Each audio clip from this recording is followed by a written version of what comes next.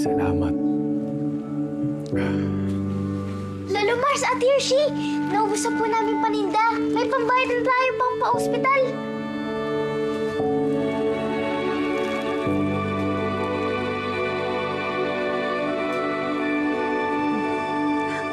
Talaga ba? Opo, tinulungan po ako ni Ate Casey at Butchoy. Kamusta ka na po, Kuya Max? Ako? Ay, okay na okay ako. Saka, hindi na ako kailangan dalhin sa ospital. Kasi, magaling kasi mag-alaga si Lolo Mars. Saka si Hershey. Talaga po ba? Mm-hmm.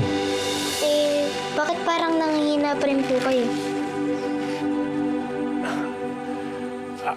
Akala mo lang yun. Kaya ko na nga tumayo eh. Alam mo ha?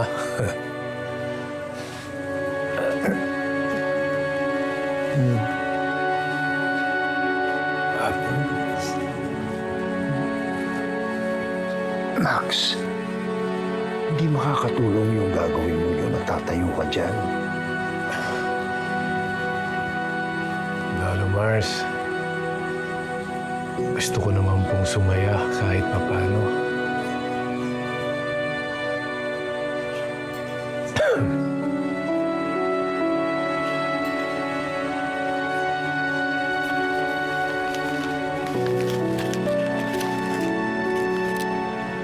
Ayos, sakto po, Kuya Max. May gusto po pala akong ipakita sa inyo. O sige, tara.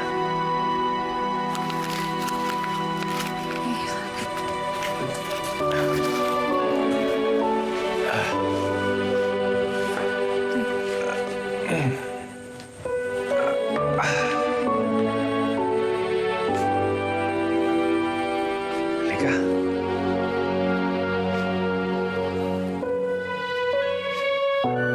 Tay, dito na lang tayo.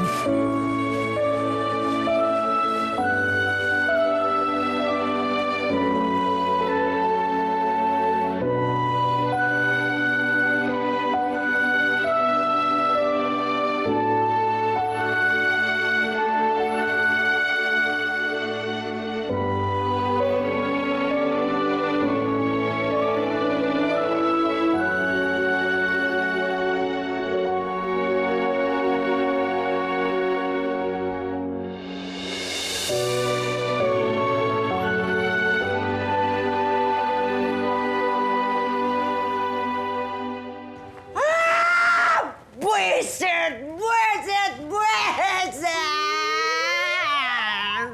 Ay, siya ay madam! Ay, ano namang nangyayari? At bakit bad trip ka na naman? Ang tatlong negosyo ko! Ngayon ko kailangan si Badong! Si Badong! Si Badong! Ay, ayan na nga ba ang sinasabi ko? Ay, pero, madam, ay siya hinay-hinay lang ang sa galit. Ay, uminom ka muna ng tubig. Madam! Sige ka. Baka bumalik dito si Ma'am Marisa tsaka si Ma'am Andrea. Lagot ka. Di ba? Mabait na pala ako. Nagsisi na pala ako. Kaya mabait na ako, pero